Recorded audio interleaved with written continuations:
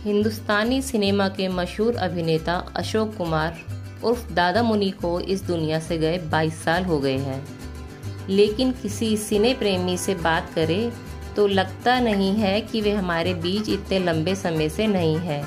इसकी इकलौती वजह ये है कि आप जब भी कोई पुरानी फिल्म देखने की कोशिश करते हैं तो हर दूसरी फिल्म में आपको कहीं ना कहीं अशोक कुमार दिख ही जाते हैं। 6 दशक लंबे करियर में उन्होंने करीब 300 फिल्मों में काम किया। उन्होंने ऐसे ऐसे चरित्रों को पर्दे पर साकार किया जिन्हें भुला पाना आसान नहीं है। उन्होंने दिलीप कुमार, राज कपूर और देवानंद की तिकड़ी बनने से पहले काम शुरू किया और राजेश खन्ना, अमिताभ बच्चन के सुपरस्टार बन जाने के बाद तक काम करते रहे। इस मायने से देखें तो अशोक कुमार भारतीय फिल्मों के पहले सुपरस्टार माने जा सकते हैं। उन्होंने एक के बाद एक 7 सुपरहिट फिल्में दी थी। उनकी फिल्में 1936 से 1955 तक कमाई का रिकॉर्ड बनाती रही। इस दौरान उन्होंने 47 फिल्मों में काम किया। इनमें से 3 दर्जन फिल्में बॉक्स ऑफिस पर हिट मानी गई। अछूत कन्या से शुरू हुए अशोक कुमार के सफर को नया संचार, वचन बंधन, महल, बंदिश जैसी फिल्मों में नया मुकाम दिया। साल 1943 में आई किस्मत ने तो बॉक्स ऑफिस पर धमाल ही मचा दिया था। कमाई के मामले में 1 करोड़ का शिखर छूने वाली पहली हिंदी फिल्म साबित हुई थी। इस फिल्म में अशोक कुमार का नेगेटिव किरदार था। उस दौर में यह बहुत रिस्क था, लेकिन अशोक कुमार ने करने की चुनौती स्वीकार कर ली। नतीजा यह रहा कि फिल्म 186 सप्ताह तक बॉक्स ऑफिस पर कमाई करती रही। शुरुआती कमाई के मामले में इस फिल्म के रिकॉर्ड को आखिरकार शोले ने तोड़ा। ये अशोक कुमार के फिल्मी करियर का वो दौर था जहां सिर्फ और सिर्फ अशोक कुमार ही नजर आते हैं। अकेले अशोक कुमार, उनके सामने कोई नहीं दिखता।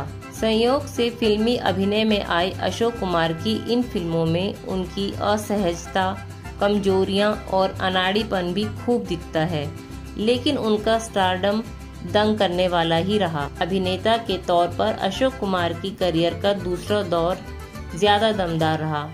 इसमें वे अपने फन में माहिर और मेथड एक्टिंग के गुर के साथ पर्दे पर दिखाई देते हैं। 1956 में शक्ति सामंत की इंस्पेक्टर में वे पुलिस की वर्दी में दिखते हैं। यह हिंदी सिनेमा के इतिहास में पहली बार हुआ था जब फिल्म का नायक पुलिस वर्दी में दिखा था। इसके बाद सिगरेट सुलगाते अपराधी या पुलिस इंस्पेक्टर के तौर पर अशोक कुमार कई फिल्मों में नजर आए। इसे बाद में हिंदी सिनेमा ने खूब अपनाया। इस दौर में शतरंज, एक ही रास्ता, हावड़ा ब्रिज, चलती का नाम गाड़ी, गुमराह, बंदिनी, ये रास्ते हैं प्यार के, आकाशदीप, ऊंचे लोग जैसी फिल्में अशोक कुमार के फैंस के साथ साथ आलोचकों को भी चौंका रहे थे। इन फिल्मों में वे नायकत्व का चोला उतारकर पूरी तरह से परिपक्व अभिनेता के रूप में नजर आ रहे थे। हर नई फिल्म में वे अभिनय के आयाम गढ़ते दिखे थे। यह बतौर अभिनेता अशोक कुमार का ऐसा दौर था जहां वे मुश्किल से मुश्किल भूमिकाओं को गहराई के साथ सहज रूप से पर्दे पर उतार दे रहे थे। आज अगर उस दौर की फिल्मों को देखें तो पता चलता है कि यह चरित्र अशोक कुमार के लिए नहीं, बल्कि अशोक कुमार उस चरित्र विशेष के लिए बने थे। लेकिन अशोक कुमार यही नहीं ठहरे। अपने करियर के तीसरे दौर में वे मंझे हुए अभिनेता के तौर पर सामने आते हैं। पूरी तरह से चरित्र अभिनेता के रूप में अशोक कुमार प्रयोगों की छड़ी लगा देते हैं। इस दौर की फिल्मों की लिस्ट लंबी है।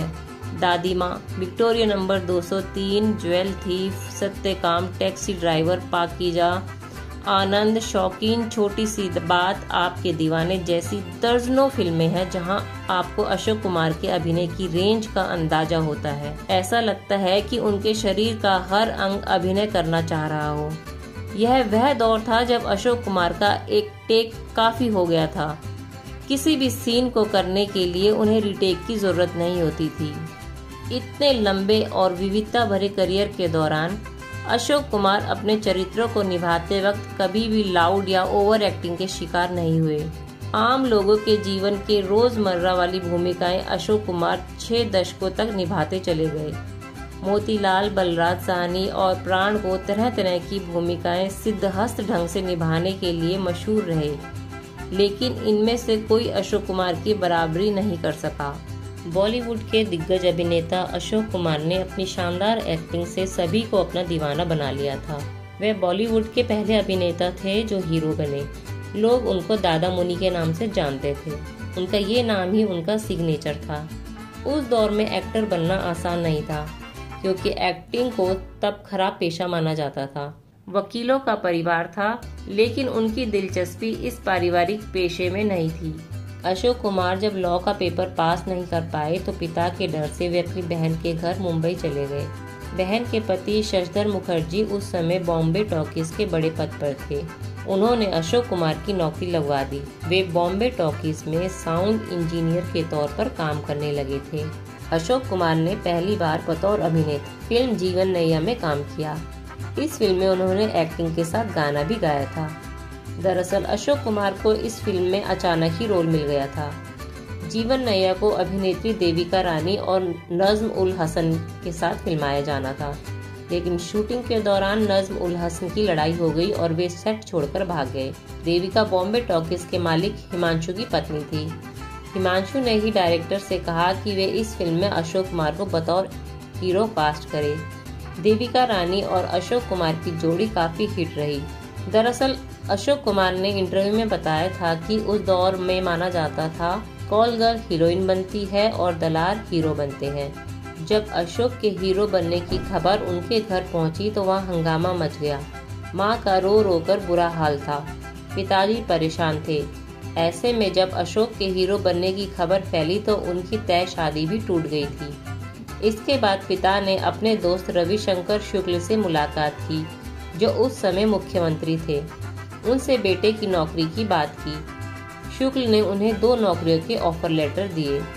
अशोक के पिताजी वह लेटर लेकर हिमांशु राय के पास पहुंचे, लेकिन हिमांशु ने उन लेटरों को फाड़ दिया। हिमांशु के काफी समझाने के बाद पिता ने अशोक को हीरो बनने की अनुमति दे दी थी। इसके बाद अशोक कुमार की शादी शोभा से हुई थी। 18 साल की उम्र में अशोक 8 साल की शोभा को देखने गए थे। रिश्ता तय हो गया। जब उन्होंने शादी की तब वे 25 साल के थे और शोभा 15 साल की थी। दोनों ने एक साथ ही सारी उम्र बिताई। 1943 में आई ज्ञान मुखर्जी की फिल्म किस्मत ने उन्हें सुपरस्टार बना दिया। बॉलीवुड की यह पहली फिल्म थी जिसने 1 करोड़ से ज्यादा की कमाई की थी। 1 साल तक यह फिल्म सिनेमा घरों में चली। अशोक कुमार देश के पहले सुपरस्टार बन गए। उनकी लोकप्रियता इतनी बढ़ गई कि जब वे घर से निकलते थे तो भारी भीड़ उनकी एक झलक पाने के लिए जमा हो जाती थी। भीड़ को काबू करने के लिए पुलिस को कभी कभी लाठीचार्ज भी करना पड़ता था। अशोक कुमार ने 1988 में दूरदर्शन को दिए एक इंटरव्यू में बताया था कि जब वे फिल्मों में आए थे उस वक्त किसी भी फिल्म स्टार का करियर 10 से 15 साल का माना जाता था। उन्होंने खुद के करियर को 5 साल का ही माना था। इसमें वे कहते हैं, मैं कुछ पैसे कमाकर बिजनेस करने के बारे में सोचता था, लेकिन उन्हें फिल्में मिलती गई और उनकी गाड़ी चलती गई। फिल्मों के अभिनय के अलावा अपने शुरुआती करियर में अशोक कुमार ने अपनी फिल्मों के गाने भी खुद ही गाए थे। जब भारत में टेलीविजन आया तो पहले सोप ओपेरा हम लोग के सूत्रधार के दौर पर अशोक कुमार ने दर्शकों को खूब चौंकाया था। चंद मिनटों की अपनी भूमिका से वे दर्शकों को गुदगुदा जाते थे। उन्होंने इसके बाद कई टेलीविजन धारावाहिकों में भी काम किया। 10 दिसंबर 2001 को 90 साल की उम्र में उनका निधन हुआ। तब तक वो भारतीय सिनेमा के दादा मुनि बने रहे।